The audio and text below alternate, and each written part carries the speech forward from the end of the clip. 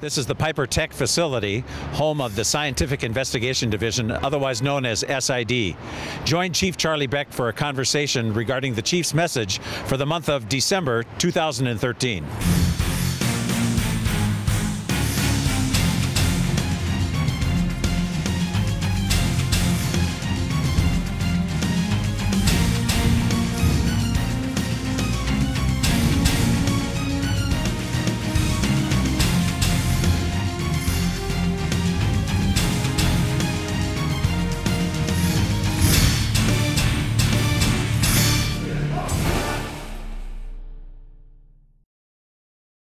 Sir, we go back to 1923, and the Los Angeles Police Department, first major police force in the United States to have a crime lab.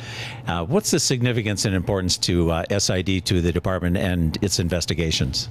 Well, without SID, we couldn't do thorough investigations. You know, obviously back in the 20s, this was all new, but now it's demanded in court, and anybody that's ever been to court knows that juries and judges depend on hard evidence, and SID develops that. So there's been a number of incidents for some very celebrated cases that we've seen where we've had some missteps, where we've had some evidence that was actually thrown out, or there were some questions brought into the procedures here. How do we overcome those kind of challenges? You know, it's all about organization and being thorough about what you do. You know, back in the 90s when we were overloaded by crime and the evidence that goes with it, it became very difficult to keep up. And SID was in some very trying conditions and very crowded in the bottom floor below Parker Center. And, you know, it was tough times in a tough condition and for them to work. And we've done much better now. Not only have the cops of Los Angeles cut crime by over 3/4 since then, but we've also got a much better way of storing evidence. We actually have multiple locations that store evidence long term. We have a property inventory management system that does a pretty good job of keeping track of evidence, and our folks have gotten much, much better. Let me ask you something that you were personally involved in. In 2008, as the Deputy Chief of Detectives, we had a tremendous backlog on sexual assault kits, and there was a huge backlog that you took on personally. Well, we had about 8,000 kits that were backlogged, and some of them because they weren't of high value to the investigation, but some of them because we just couldn't get through the processing. One of the things that then Chief Bratton did was transfer the labs under the Chief of Detectives, which I think is where it should be. You know, the detectives and the labs work hand in hand, and they should have a strong working relationship, and that helps if you're in the same part of the organization. So we literally came in here in this room and in the freezers next door and pulled out every sexual assault kit, every rape kit. I had a team of RHD detectives that's all they did, and there was about 40 and sometimes as many as 50 of them detectives.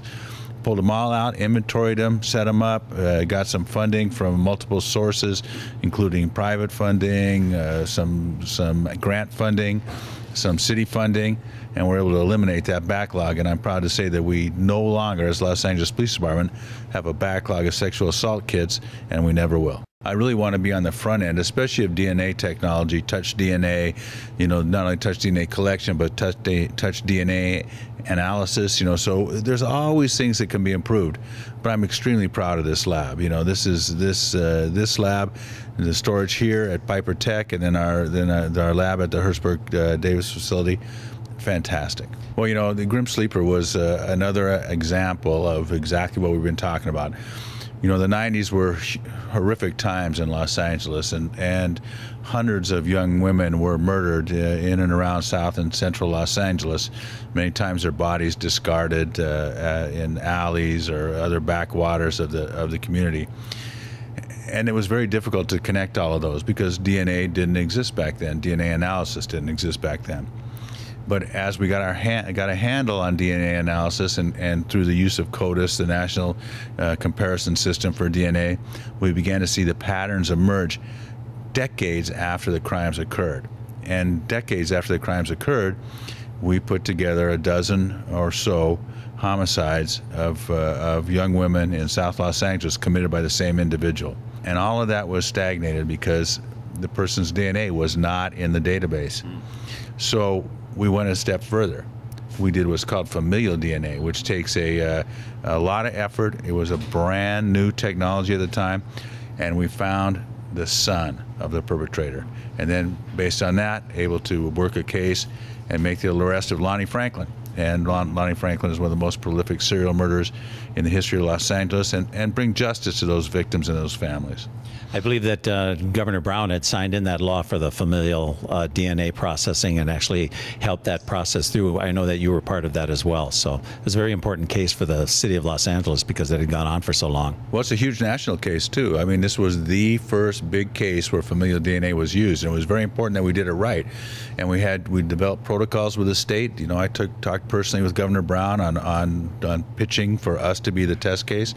And the detectives did a brilliant job, as did SID. You know, I couldn't be prouder of the Los Angeles Police Department in that particular case. You know, I'm very proud of the organization, as you well know, as a whole, but that was special.